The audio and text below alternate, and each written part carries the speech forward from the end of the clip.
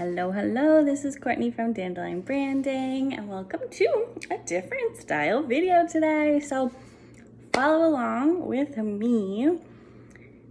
I'll be attending the 1% for the Planet Global Summit. It's in Los Angeles this year. That's not too far away from where I live, so I'm taking a quick business trip down there for the 2.5 days of the event, and yeah, stay tuned and let's see what I get up to.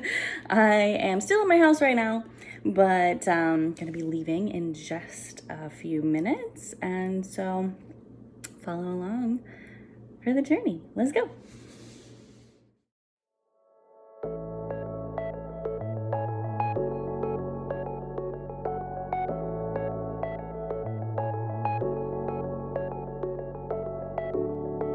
Yvon, or maybe we'll start calling you Bono. When you go back to the beginning, Patagonia was member number 1. Why did it make sense for us in our business model? I think it started with an earth tax and then formalized when it became 1% for the planet. Why did that make sense?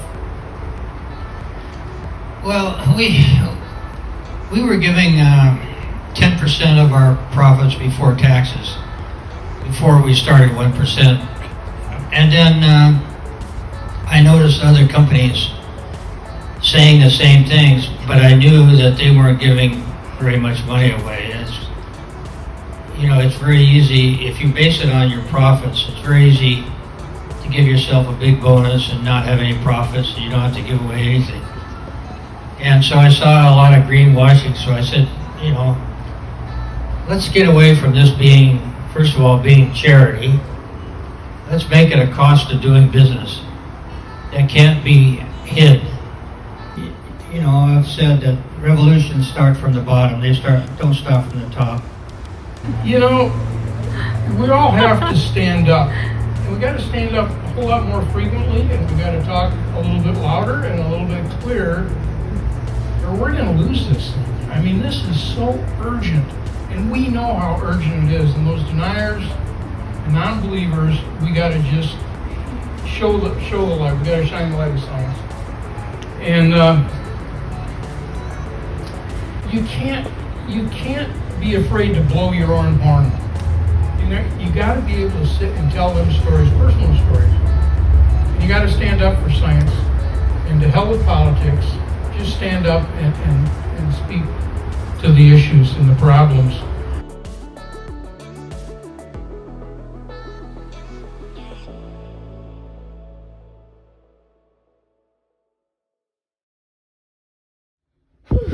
All right, it is about 7:30 and I'm heading out. Bye. Big day today. Big day.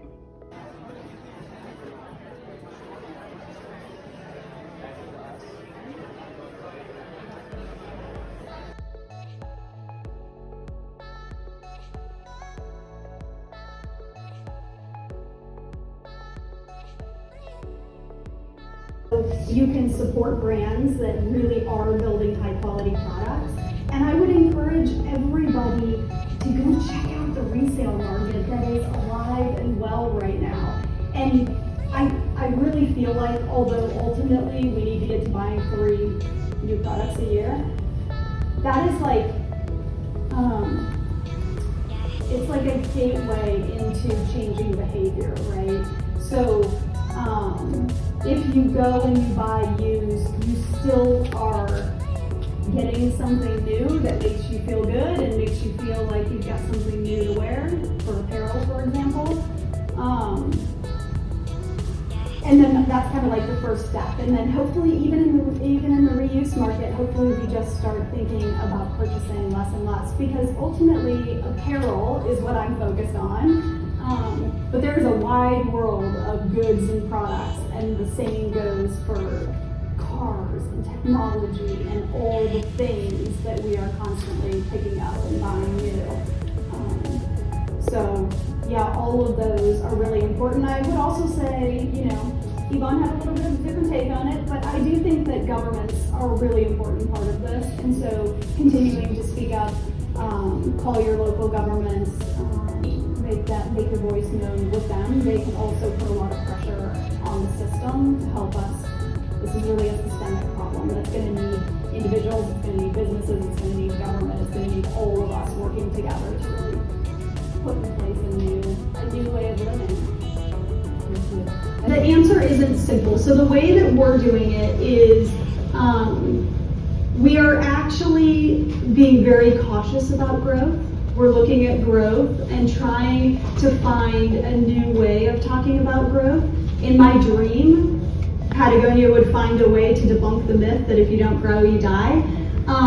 But we're also looking at, to the question that came before, where are the places where we can grow because it's positively impactful on a new business model and the planet, and where can we not? So new manufacturing is a very highly carbon intensive place to be growing. So what are our options there? That's what we're looking at. How do we dig into the supply chain and actually change our suppliers from coal-fired energy sources into renewable energy sources? And what does that look like? It's dramatic when you model that, even in new product manufacturing.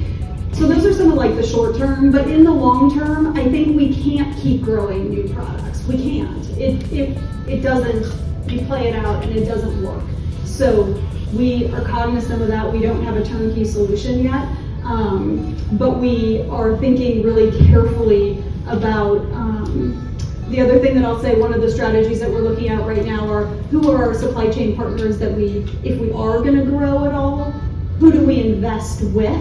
Where do we be real smart about partners who are willing to kind of go on that journey with us to get off coal, get on renewable energy is just one obvious example. Same as suppliers, who's investing in things that might be able to biodegrade or new ways of having inputs that are a lot less resource intensive. It's a fantastic question. Some humans are endangered and facing a multitude of social and environmental injustices that impact not only their ability to survive, but also thrive in liberation and joy.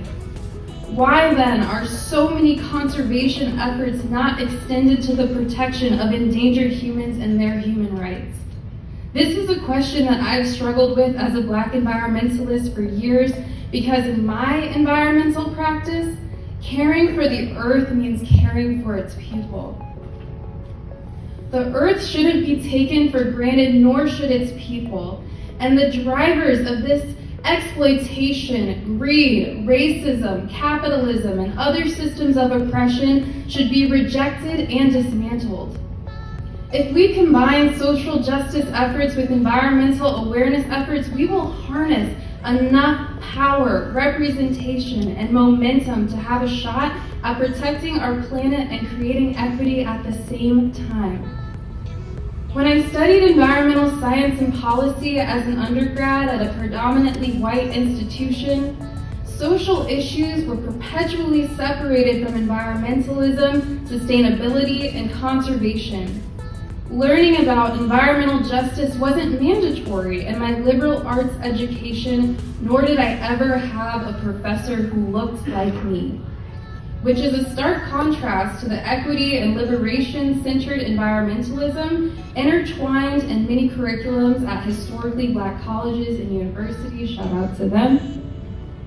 As a Black student in STEM, I had to search beyond the classroom to learn about the contributions of people of color to sustainability.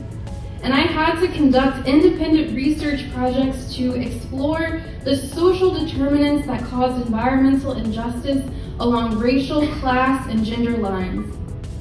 This became increasingly frustrating over time because I knew that my identity informed the way that I cared for this world.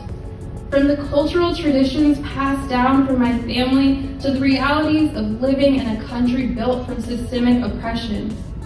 I knew even if it wasn't acknowledged that the overwhelmingly white and middle-class identities of my peers, professors, and textbook authors influenced both what they prioritized as the most urgent issues facing this planet and the solutions that they proposed.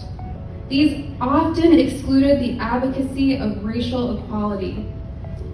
The lack of representation of Black, Brown, Indigenous, Asian, low-income, LGBTQ+, disabled, and other marginalized voices has led to an ineffective form of mainstream environmentalism that doesn't truly stand for the liberation of all people and the planet.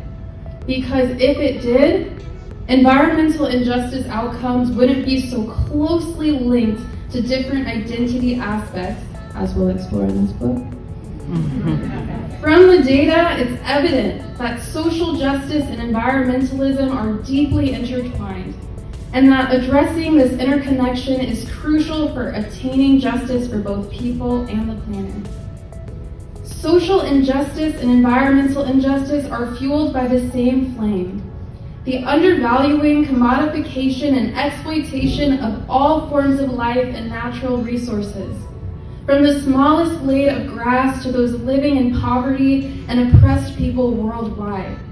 It's a point that many eco-feminists, environmental justice scholars and leaders, Indigenous rights and land sovereignty advocates, and climate politicians have argued for decades, but it hasn't been embedded deeply enough in modern environmental education. I am tired. It's been a very wonderful but exhausting couple of days. So I am looking forward to going back to my quiet little life. But let's make the most of what we can for today. All right. My life a failure that never made anything? Why? Why dwell on the fear that is fed to us in pretty silver bottles pumped into our veins and fused sedation fear? I never lived for this cowardly reality. Somehow it is my voice that is my superpower. I organize, write, speak, teach, in turn listen, reflect. Try hard to change what needs to change, because this climate is a psychological game of how fast humans can obtain a mental evolution. 7 years. My life's only meaning, working on the human solution. The mother walks away to throw her ice cream away. Chilly chicken skin chills my skin. Sitting down in the dark, she says, I'm so grateful that you came. I think you woke up all those old white people, Marlow. You give me hope that the world can actually be saved. And her eyes lit with these watery stars swimming behind. It almost felt like her hope had been awakened. Victim deciding to becoming a healing survivor. The fear tried draining us, but the light overcame always. Over and over again. But I'm drained from the experience, so tired of this society dividing more and more for power. My stomach's clenched up, draining quick. How can our world have such a juxtaposition from light and dark? So easily persuaded to succumb to the darkness. Mine can't withstand this pessimism. I know this was never her intent. Silver stunted daggers bare from my chest. How do I wield this mother's worry? Thrown to a younger generation, so weary they wiped their hands and gave us their blessing. That we cannot base our impact off of the policymakers and those who quote unquote have the power. Our impact starts with our connections, collaboration, and those who are on the ground in our communities doing the work. Put on your boots. Start where you are and also meet people where they are. Find your drag family. Speak out and shut up and listen and learn. Step into your imperfect activism. Step into your idealistic activism. Step into your practical activism. And step into your intersectional activism. The movement needs accountants. We love you, Renee, and our team. Be an engaged neighbor. Heal and animate your inner child. Surround yourself with people who give you hope, hold you accountable, and make you uncomfortable. Get yourself out of the way. Rest and joy are radical forms of resistance. Natural resources are us. They are our ancestors. Language matters. Shift from a well-oiled machine to a healthy, dynamic meadow. And I also want to take a moment to shout out to Jeffrey Walter from OXO, who also shared with me, replace kill 2 birds with 1 stone with feed 2 birds with 1 scone. So we are doing work of creating a world that does not exist. So I think one of the things to remember is that it is a creative act. There's no they out there. There's no external body who's going to say, great, you did it. You got to the place that we already knew existed. We, and then expanding out from we, all of our drag families, we get to do the work of creating this world. We must do the work of creating this world. So really do step into the creativity of it. That was one of the beautiful takeaways for me from this weekend. Hey, I'm back. I'm back in my home office. I have a notebook full of lots of things to think over. This was such an incredible event, and it was just really wonderful to be a part of this community and to be a part of these conversations around really what's next with the environmental movement, what's next with how you can shift in business to really address climate change. And I hope that you liked some of the clips that I put together. That was pretty much a little bit of everything from these past 3 days. I just want to say that my main takeaways were really that, there is work to be done on an individual level, of course, but ultimately these are systemic issues, and we need to be taking action collectively and really working on a grassroots level to be making big changes that are necessary, and working with local and state governments. It's gonna take work on every level, but it's all about community, and I think that was daunting on one hand, but also really kind of reassuring, and it made me feel good because you have the power to, and we have the power to use the platform that we have, however large or small it may be for you as well, to be educating your audience, talking about these issues, talking about environmental movements, talking about sustainability and issues that are very real, very relevant. And it was just really great to see that so many of these massive brands like OXO, Patagonia, Avocado Mattress, and a lot of other kind of medium-sized and even small businesses as well, making stances on the environment around climate change and sustainability was something that they found had exponentially grown their business. And consumers are hungry for brands to take a stance and to put their money where their mouth is. And I think that that's the most incredible thing about 1% for the planet, because it allows for you to do that. And it also provides an incredible community of business owners that are really ready and willing to collaborate and to talk and to create and foster this community. So I hope that you enjoyed this little clip and this video and my kind of summary from my perspective of the 2022 Global Summit. And definitely check out 1% for the Planet. And thank you so much for watching. We'll talk to you next time. Bye.